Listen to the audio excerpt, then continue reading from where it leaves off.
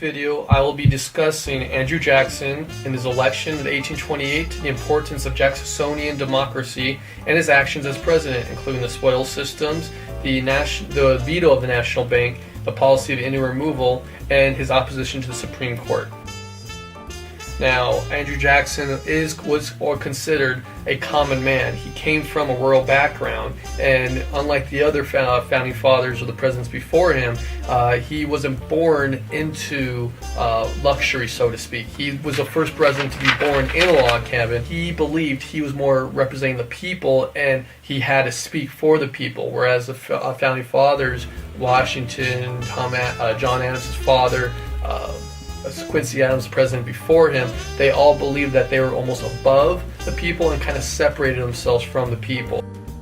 1812, in which he defeated, using 1,000 soldiers in his army, defeated at the Battle of New Orleans against the British regulars.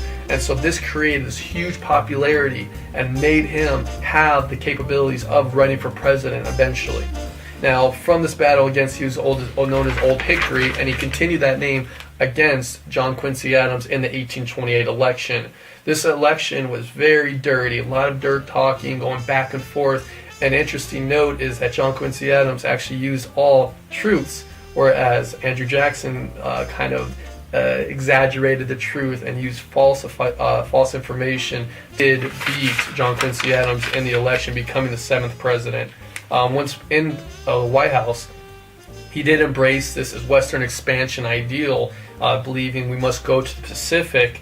And after the election, the party system that we know at that time changed from a Democratic-Republican Party to splitting Democratic Party and the Whig Party. Democratic Party being led by Jackson, and then the Whig Party ran by Henry Clay. And while in office, he wanted to make sure that big banks didn't control. For instance, the U.S. National Bank had too much power, since all the tax money would go there, and they would decide from there where it would go. So this was one of his first things that he did challenge. Also, the spoils systems was put into effect.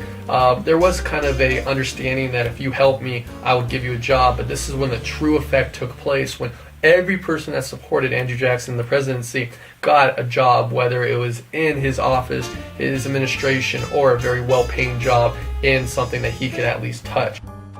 In effect with the Cherokees, when they actually sued for the rights of Georgia to be allowed in there. And to make a long story short, they did win that. However, with Marshall's ruling, Jackson said, they made the ruling, now let them try to enforce it. So he used his military might with the executive branch to actually remove the Cherokees from Georgia. And this is historically known as the Trail of Tears, in which 1 in 4 Native Americans, Cherokees specifically, actually passed away.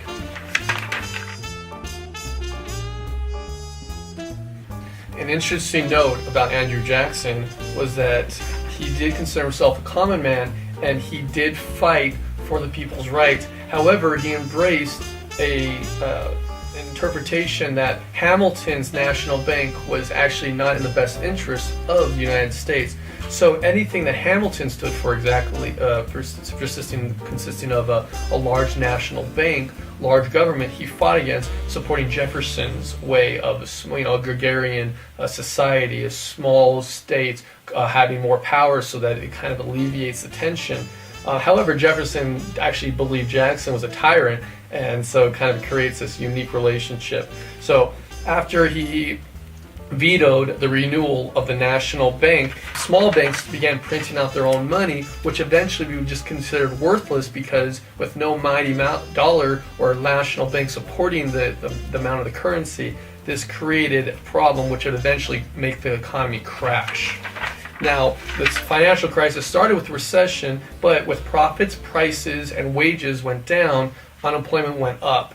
Among other things, such as speculation in the West, decline in the cotton prices in the South, a collapsing land bubble, and lending back and forth with Great Britain, the banks collapsed. business failed, prices declined, and thousands lost their jobs, about 25% of the workforce. So this really created a problem in the economy. And what happens when this all happens? When Andrew Jackson leaves office, leaves the country broke and broken.